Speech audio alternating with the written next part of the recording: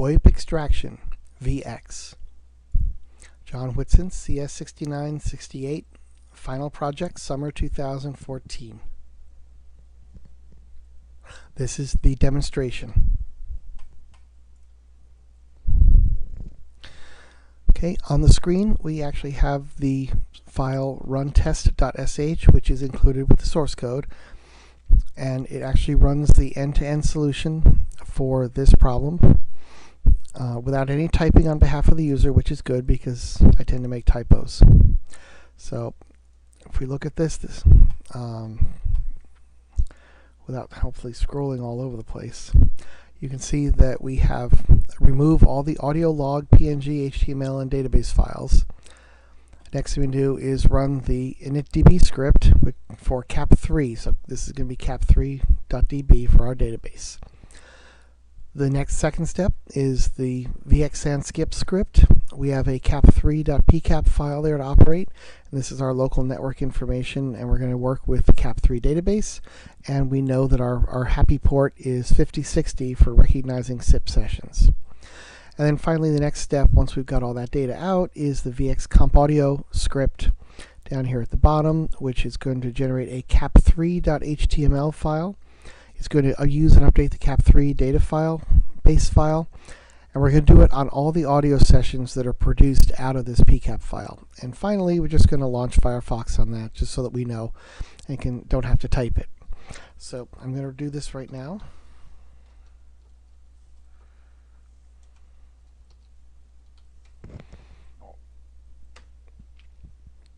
Okay.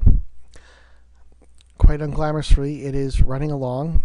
The scan SIP has already completed. You can see there's this init database, and then we do the scan SIP, and this is the binary representation of our net mask, which we were searching for. In this case, there's the host address and the net mask of the port. It has found 2 complete sessions in here, and note that on the first one there was an equal number of packets between both parties. However, on this one there's 2 packets missing. When you're doing 50 packets a second, it's okay to lose 1 or 2 here and there. Okay, that's the whole point of RTP and UDP and sending the raw data over, is that if you actually drop a packet, it has almost no impact on the actual sound processing going on.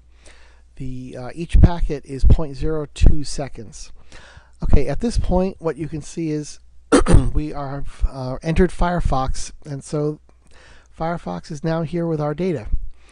These are all the list of the feature vectors that we had pulled out, and they're sorted by time. So in essence, these 2 sessions kind of go together, and then this one, and there's another session to the right.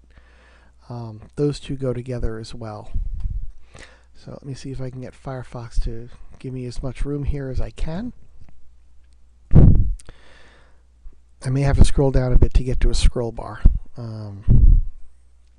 The screen is very, very small when you actually do it at this size. So anyway, a couple things to note. We talked about signal to noise. Here's that number, signal to noise decibels. The 3.7 is actually a reasonably good quality. You know, it's got some noise in it, but it's not too bad. The 5 is a very good quality signal. That means, okay, that it's 5 decibels over. That's way more than the other one. And you can tell because in the actual signal to noise ratio, here you got 2.3 times something, whereas this one you actually have the signal's 3.5 times more strong than the noisy one. And that's important. You can also see the local addresses, the format as reported by the network stuff, and the start times and how long the calls are. Okay, if I scroll down now, we can begin to see the spectrograms. And what's really nice about HTML and the table construct we use here is that it'll take anything in a table, including pictures. So this way we're able to actually put the spectrograms right in the table side by side so you could look at them as they were going across. Okay, in this case, a couple things to point out. This is actually a dialogue between 2 people on the telephone. It's a scripted dialogue, so I know exactly what's in it. Something to note, if you can see the ridges here in yellow with the red, okay, that actually happens to be the word hello. and it is said in such a way that it's not even tone like hello.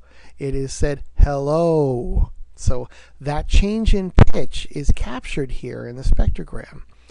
And in fact, the other party there, this happens to be my daughter speaking, and this is myself. The other part of this, you can see a similar pattern where some of the frequencies have actually kind of go up a little bit and then rise down with the articulation of the hello command.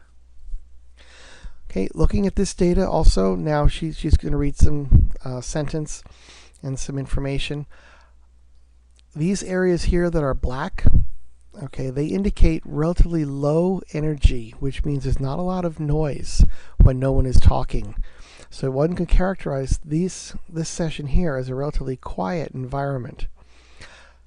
On the flip side, this session over here is not quiet. It does have periods of quiet, but what you see here are these bands. This is periodic broadband noise that shows up, okay, oftentimes from something rattling or pounding or the beat of music. And in this case, I happen to know that this is my 11-year-old son clapping his hands roughly once every 2 to 3 seconds, almost throughout the entire thing. Okay, what we notice as a result of that is that we do have a frequency down here, or a time period of somewhere about 4 seconds. What that indicates is that yes, it did pick up his noise was present in the frequencies, and that's about how often it's happening. Okay, whereas otherwise you wouldn't actually see that.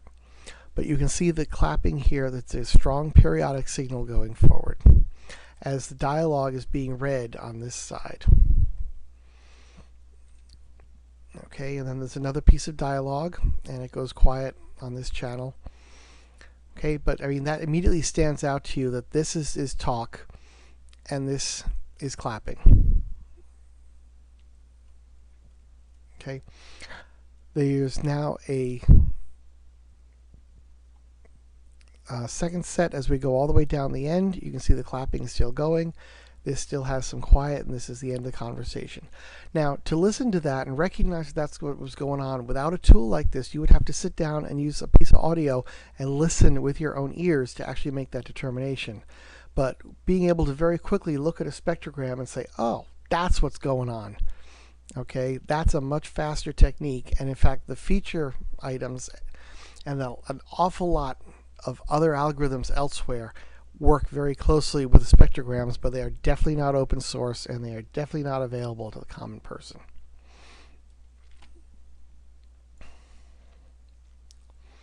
Okay, unfortunately, Firefox appears to be large enough that it is not letting me resize the window to fit the actual the monitor that is here. So let me give this a try and see if it'll let me get a scroll bar down. There we go. Now I got a side scroll bar. Okay. If I scroll to the right, it said there's one more session here. Now in this session, okay, there's a lot of different kind of noise. This session is not about clapping. This session contains dialogue on one side, but it also contains laughter and giggles and all kinds of happy noises from my wild 11-year-old son, which are relatively indicative of what happens, for example, when you just have a lot of people in the background. There also happen to be some dog barks in here. Okay, as you can see, particularly interesting feature here, he happens to be making a descending loud pitch noise while listening while the other speaker is reading.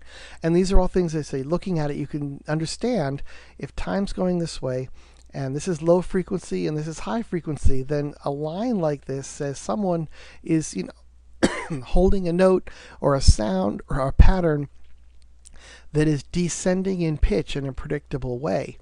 And that makes sense to us.